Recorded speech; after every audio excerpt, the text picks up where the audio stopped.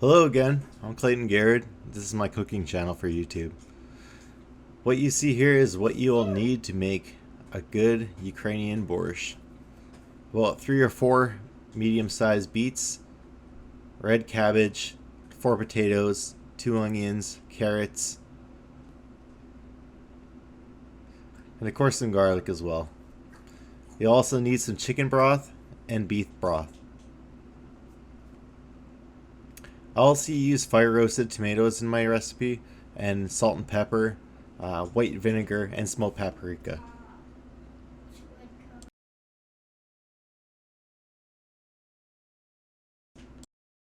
You want to make sure you have a big enough pot in order to make borscht.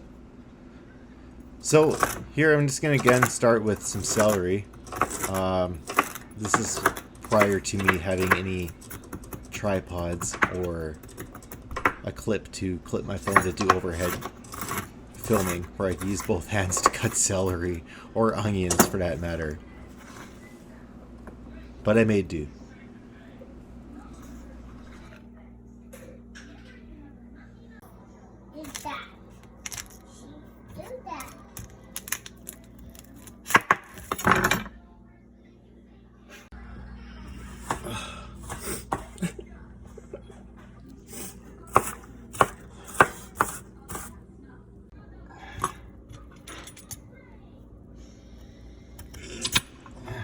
Peeling potatoes with one hand is not possible. When you cut beets, you just want to cut off the root end and the bottom end. And then you can go ahead with a peeler and simply just peel off everything. I do recommend wearing gloves. I don't. I just simply wash my hands after. Take a grater, makes the work a lot easier. You can grate everything in there and then just use that once you're done. You can just toss it all into the pot. Easy peasy, lemon squeezy.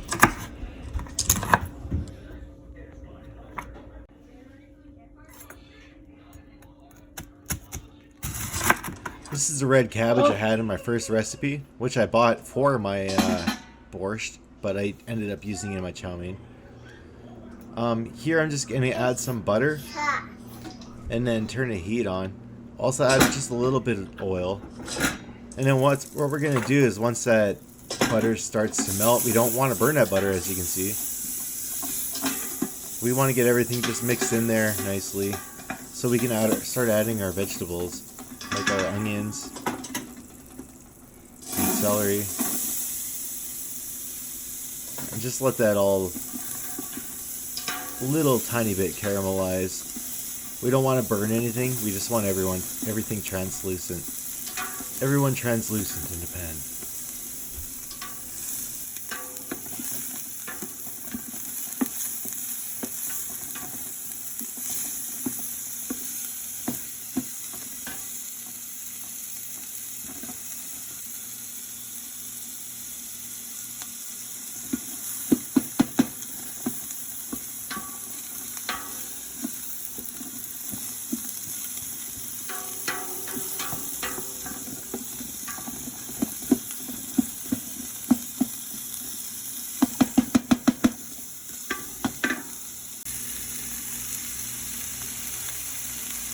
So here I added in my red cabbage, and now I'm going to add in my beets as well. Everyone asks me why my borscht is so red, and from all the other recipes that I've followed, everyone simmers their onions and beets and borscht separate. I add everything into one pan. That way I can get the redness from the beets and the red cabbage all in one shot. I could do everything in one pan. Or one pot. Also gets my borscht looking awesome. And yours is not. That's why you wonder why.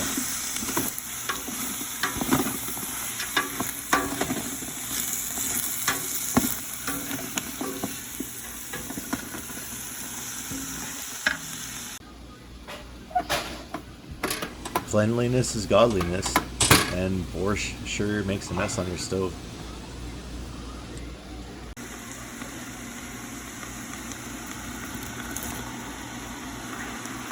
So once that's all simmered and everything's looking good, Everything's been cooking for a few minutes.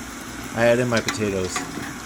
Next part is to add in all my broth. So I use about 3 or 4 of those, either chicken broth or beef broth, and I add it right in there. And then next to here, I'm just going to add in a can of fire roasted tomatoes. You can use diced tomatoes, or if you see any other recipes online, it'll say to use, either diced tomatoes or chopped tomatoes.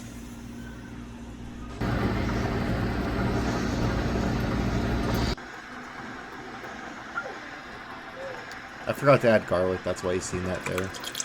I added my garlic late, I know, what a sin. The garlic should have been in earlier. Here I'm just adding about 2 or 3 tablespoons of white vinegar. I'm going to add a dash of smoked paprika. And I'm going to let that simmer for about 45 minutes. And it's going to be great. You add as much water as you want. You just really want to go on the consistency of what you want your soup to be. If you want it like a thicker soup, then you just add less water. If you want it a bit thinner, you can add a bit more water. All you have to really do is just adjust the taste with salt and pepper. I cover it with a lid. I let it sit for about 45 minutes or so. I turn the heat down, and there you are. There's the final product. And then when you're serving, nothing better than some fresh dill. And if you're hearing some Paw Patrol in the background, that's because I have kids and that is Paw Patrol in the background.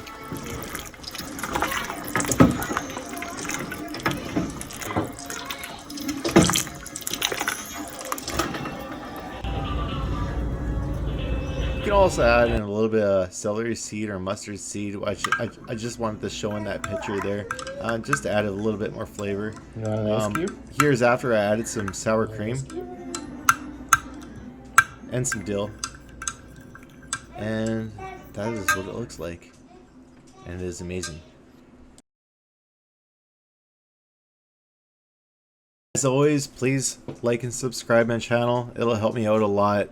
It takes a long time to become monetized, and you know, that is my ultimate goal, just to cook some awesome easy meals for everyone, especially this Ukrainian borscht. I will refilm it one day, not holding a camera vertically, and I'll hold it horizontally, I promise. Please like and subscribe.